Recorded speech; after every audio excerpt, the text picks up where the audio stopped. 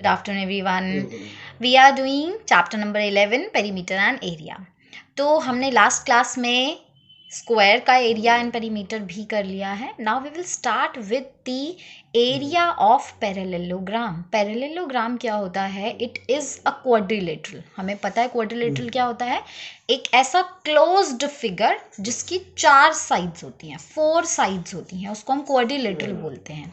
तो पैरेललोग्राम एक special type का क्वाड्रिलेटरल होता है जिसकी 2 ऑपोजिट साइड्स इक्वल होती है एंड पैरेलल भी होती है. सपोज करो मेरे पास ये है, एक बॉक्स है, ठीक है.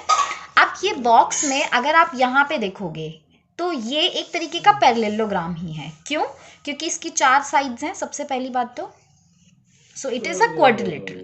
और क्वाड्रिलेटरल में भी ये स्पेशल काइंड ऑफ क्वाड्रिलेटरल है. क्यों? क्योंकि इसकी मैं देख सकती हूँ ये जो ऑपोजिट साइड्स है ना, ये दोनों इक्वल हैं एंड इवन पैरेलल भी हैं. पैरेलल क्यों है? क्योंकि आप इन लाइंस को कितना भी आगे बढ़ाते जाओगे ये कभी आपस में नहीं मिलेंगी. सिमिलरली जो दूसरा पेयर है वो भी पैरेलल है, मतलब और इक्वल भी है. मीन्स अगेन इन दोनों को भी आप कितना भी आगे बढ़ाते जाओगे स्केल से, आप इसको अगर एक तरीके से पूरा वो करते हो, ट्रेस करते हो और इसकी लाइंस को एक्सटेंड करते हो स्केल से, तो आप देखोगे आप इसकी लाइंस, ये वाली लाइंस को भी आप कभी ज्वाइन नहीं कर सकते. दैट मीन्स ये दोनों साइड्स भी पैरेलल हैं, ये दोनों साइड्स भी पैरेलल हैं. इस तरीके का क्वाड्रिलेटरल पैरेललोग्राम कहलाता है ना.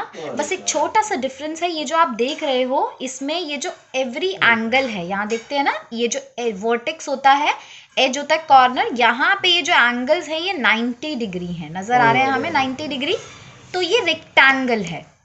लेकिन जो पैरेललोग्राम होता है उसका एंगल 90 डिग्री हो ऐसा ज़रूरी नहीं होता. It can be any angle. ये कैसा भी एंगल हो सकता है, तो इसीलिए थोड़ा सा टेढ़ा होता है. तो आज हम इस पैरेललोग्राम का एरिया फाइंड आउट करेंगे. उससे पहले I will be sharing a video with you जिसमें आपको ये बताया हुआ है कि पैरेललोग्राम का जो एरिया है that means base into height, वो आया कैसे वो फॉर्मूला बना. तो इसकी एक्टिविटी हम लाइव क्लास में करेंगे, बट मैं आपके साथ वो वीडियो शेयर करूंगी. तो आज आप वो वीडियो देखोगे तो थोड़ा सा आपको आइडिया भी हो जाएगा और इसी से रिलेटेड हम एक्टिविटी लाइव क्लास में भी करेंगे कि कैसे वो फॉर्मूला बना पैरेललोग्राम का. फिलहाल हम आज की क्लास में पैरेललोग्राम का जो फॉर्मूला है उससे रिलेटेड जो क्वेश्चंस हैं उनको सॉल्व करेंगे. So let's start with the parallelogram.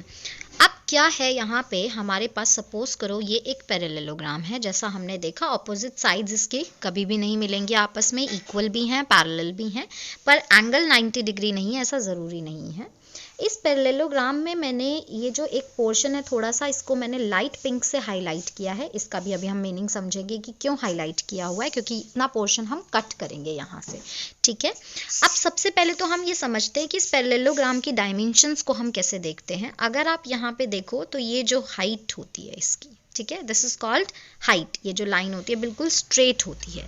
इसको हम हाइट इसीलिए भी बोलते हैं क्योंकि ये बिल्कुल परपेंडिकुलर होती है, क्योंकि इसी लाइन को मैंने इधर अंदर की तरफ थोड़ा बना दिया तो वी कैन क्लियरली सी कि ये 90 डिग्री बना रही है ना. So that's why it is called height. Okay. यहाँ देख रहे हैं हम जो नीचे की तरफ पूरा एक एंड से दूसरे एंड तक जो पूरी लाइन है, ये जो एज है, इसको हम बोलते हैं base. This is called base. तो हमें हाइट पता है पैरेललोग्राम की एंड बेस भी पता है. ठीक है. अब अगर मैं इसको कन्वर्ट कर दूं रेक्टेंगल में, दैट मीन्स मैंने ये जो लाइट कलर्ड ट्रायंगल है उसको यहाँ से कट कर दिया और राइट साइड पे ले गई. जो बचा हुआ पोर्शन दिख रहा है ना अनकवर्ड, राइट साइड पे, लेफ्ट साइड पे, सॉरी नॉट राइट साइड पे बट लेफ्ट साइड पे जो अनकवर्ड पोर्शन था उसको मैंने यहाँ से राइट से कट करके इधर ले गई. तो अब इसी पैरेललोग्राम ने हमारे किसकी शेप ले ली? रेक्टेंगल की शेप ले ली. अब क्योंकि इसने रेक्टेंगल की शेप ले ली, जिसमें मुझे क्लियरली नजर आ रहा है जो पहले बेस था वो रेक्टेंगल की लेंथ बन गई. That means length is equals to base. And similarly जो हाइट थी पैरेललोग्राम की, जो परपेंडिकुलर लाइन होती है एक साइड से ऑपोजिट साइड पर जो लाइन ड्रॉ होती है परपेंडिकुलर, वो हाइट इसकी ब्रेथ बन गई. That means breadth is equals to height. तो हम बोल सकते हैं क्योंकि एक ही तो चीज़ है, पैरेललोग्राम को ही मैंने रेक्टेंगुलर शेप दे दी, इसका मतलब है तो सेम शेप ना, बस उसको कट करके मैंने दूसरी जगह लगा दिया। तो इससे क्या पता चलता है कि एरिया ऑफ रेक्टेंगल जो होगा वो पैरेललोग्राम के एरिया के बराबर होगा, क्योंकि दोनों सेम प्लेन पर रीजन जो है वो सेम पोर्शन कवर अप कर रहे हैं, दैट्स वाई एरिया दोनों का इक्वल हो गया। ओके, तो एरिया ऑफ रेक्टेंगल क्या होता था? लेंथ इंटू ब्रेथ होता था। क्योंकि अभी लेंथ बेस हो गई है और ब्रेथ हाइट हो चुकी है, तो दैट्स वाई अभी एरिया ऑफ पैरेललोग्राम क्या बन जाएगा? लेंथ की जगह पे हम बेस रखेंगे, ब्रेथ की जगह पे हम हाइट रखेंगे, that means the area of parallelogram is b into h, that means base into height. So finally we got the area of parallelogram, base into height. Do some questions now. हमारे पास suppose करो ये एक parallelogram है ABCD, जैसा कि हमने previous chapters में भी डिस्कस किया है। जो पैरेललोग्राम की नेमिंग होती है वो एक पर्टिकुलर साइकिल में होनी चाहिए। अगर ये A है, ये B होना चाहिए, C and D, इसी तरीके से नेमिंग चलेगी हमारी पैरेललोग्राम की। इसके अंदर हमें गिवन है DC की वैल्यू जो कि 12 सेंटीमीटर है और AM की वैल्यू 5 सेंटीमीटर है। अभी अभी हमने देखा एरिया ऑफ पैरेललोग्राम क्या होता है? बेस इनटू हाइट होता है। अब और we can say B into H। अब बेस जो होता है ये हमेशा याद रखना है, it is always the side of parallelogram. अब क्योंकि ये जो परपेंडिकुलर है, अभी अभी हमने देखा, इसको हम हाइट बोलते हैं क्योंकि 90 डिग्री पर होती है साइड के साथ, ठीक है। तो ये दिस इज आवर हाइट। अब ये हाइट ये किस पर परपेंडिकुलर है? कौन सी साइड पर परपेंडिकुलर है? CD पर। दैट्स वाई बेस जो होगा हमारा CD होगा एंड हाइट हमारी AM होगी। इस तरीके से हम बेस एंड हाइट को पहचानते हैं, ठीक है। साइड ऑलवेज बेस होती है, कोई भी साइड लोगे, और उस साइड पर जो परपेंडिकुलर ड्रॉ किया जाता है सामने वाली साइड तक, उसको हम हाइट बोलते हैं। This is 5 centimetre. हमने यहाँ पे नाम लिख दिया इनका। CD की वैल्यू हमें 12 सेंटीमीटर गिवन है एंड AM की value is 5, so it will be 60 unit क्या लगाएंगे? Centimetre square. So this is the area. Let's do another example. इस एग्जांपल में हमें क्या है, जो परपेंडिकुलर ड्रॉ किया गया है वो सामने किनारे वाली साइड पे है, ठीक है। जनरली बेस जब हम नाम सुनते हैं तो हमें ऐसा लगता है बेस ऑलवेज इस तरीके से हॉरिजॉन्टल होना चाहिए। नो, अगर परपेंडिकुलर इस तरीके से ड्रॉ है जो कि इस वाली साइड पर है, जो थोड़ी सी टिल्टेड है और स्टैंडिंग है, वर्टिकल साइड, प्रॉपर वर्टिकल भी नहीं बोलेंगे बट टिल्टेड वर्टिकल है, उस पर अगर परपेंडिकुलर ड्रॉ है, दैट मीन्स उस केस में हम बेस जो है वो PS, जो टिल्टेड साइड है वर्टिकल, उसको मानते हैं।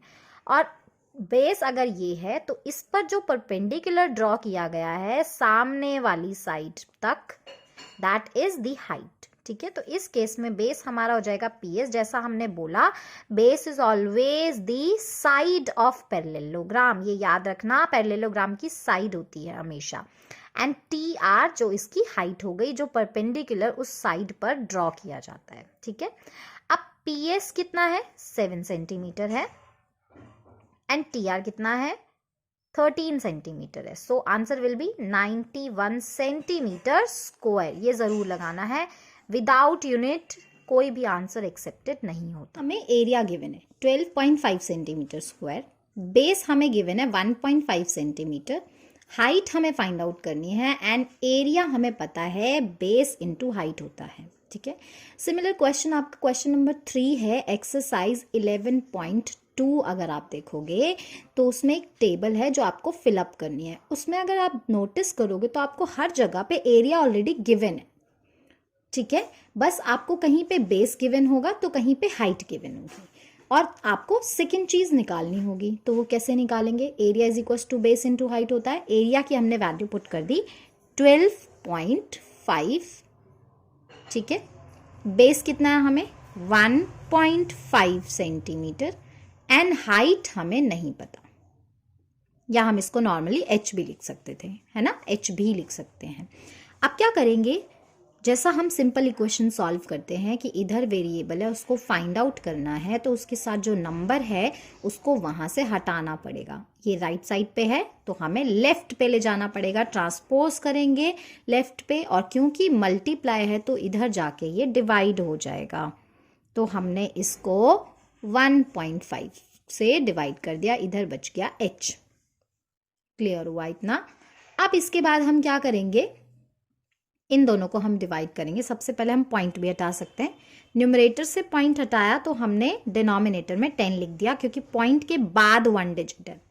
यहाँ पे डिनोमिनेटर से पॉइंट हटाया तो हमने न्यूमरेटर में 10 लिख दिया, क्योंकि अगेन पॉइंट के बाद ओनली 1 डिजिट थी। तो याद रखेंगे, न्यूमरेटर से पॉइंट हटाया तो डिनोमिनेटर में उतने 0 वाला नंबर लिखते हैं, डिनोमिनेटर से पॉइंट हटाते हैं तो न्यूमरेटर में उतने वाला 0 नंबर लिखते हैं।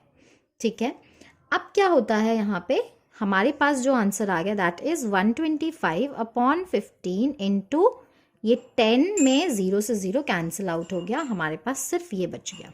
ठीक है, यहाँ पे कुछ नहीं है, 1 होता है वो 1 को हम मल्टीप्लिकेशन में इग्नोर कर सकते हैं। अब हम इसको सिंप्लीफाई करेंगे 5 के टेबल में। 5 3s are 15, 5 2s are 10, 5 5s are 25। h is equals to 25 by में 3 सेंटीमीटर। क्योंकि 25 और 3 में कुछ सिंप्लीफिकेशन नहीं है, तो हम चाहे तो इसको मिक्स्ड फ्रैक्शन में कन्वर्ट कर सकते हैं, या फिर क्योंकि हमें क्वेश्चन पॉइंट्स में गिवन है तो हम इसको भी पॉइंट्स में कन्वर्ट करेंगे। ठीक है, so it will be 3 8s are 24 होता है ना, 3 8s are 24। 1 जो रह जाएगा उसको हम लिखेंगे यहाँ पे पॉइंट लगा के 0, दैट मीन्स 3 3s are 9, और ये पूरा चलता रहेगा। 8.33 centimetre, so height is 8.33 centimetre. इस तरीके से आप फाइंड आउट करोगे। इस क्वेश्चन हम आते हैं, this question is similar to the question in your exercise question number 5। तो अभी हमें इसमें करना क्या है, सपोज करो हमें ये एक पैरेललोग्राम गिवन है DEFG, ठीक है, जिसमें हमें GF गिवन है, ये इट मीन्स एक साइड गिवन है, DH दैट मीन्स ये भी गिवन है हमें। ठीक है, और EF इट मीन्स दूसरी वाली साइड भी गिवन है, जो नॉन इक्वल साइड है, एडजेसेंट साइड है। ठीक है, छोटी वाली। एंड एरिया हमें फाइंड आउट करना है, और साथ में ये जो DI परपेंडिकुलर है, कौन से वाले बेस पर, इस वाले बेस पर, मीन्स इस वाली साइड पर जो परपेंडिकुलर है, जिसको हम क्या बोलते हैं, हाइट बोलते हैं, वो फाइंड आउट करना है। अब वो कैसे फाइंड आउट करेंगे, सबसे पहले तो हमें, अगर हम ध्यान से देखें तो ये GF बेस हो गया, और इस साइड पर जो परपेंडिकुलर ड्रॉ किया गया है वो हाइट हो जाएगी। ठीक है, तो इसका मतलब DH हाइट हो गई और GF बेस हो गया। तो हम एरिया इजीली निकाल सकते हैं, तो we will find that out कि area is equals to base into height होता है, क्योंकि तो अगर बेस हमारा GF है तो हाइट क्या होनी चाहिए हमारे पास, DH, और उस हिसाब से जो एरिया हमारा बन जाएगा वो बन जाएगा हमारा GF इंटू DH। एरिया को हम शॉर्ट में A लिख सकते हैं। ठीक है, GF की वैल्यू भी गिवन है हमें 18, DH की वैल्यू भी गिवन है 4 centimetre. Will write our answer here, 18 4s are 72 centimetre square. ये हमारा आ गया एरिया। ठीक है, अब दूसरा केस अगर हम लेते हैं, इसी पैरेललोग्राम का एरिया हम दूसरे तरीके से भी निकाल सकते हैं। कैसे, अगर मैं इस वाली साइड को ले लेती हूँ, दैट मीन्स ये वाला बेस लेती हूँ, तो उस केस में हाइट क्या होगी हमारी, DI होगी, है ना।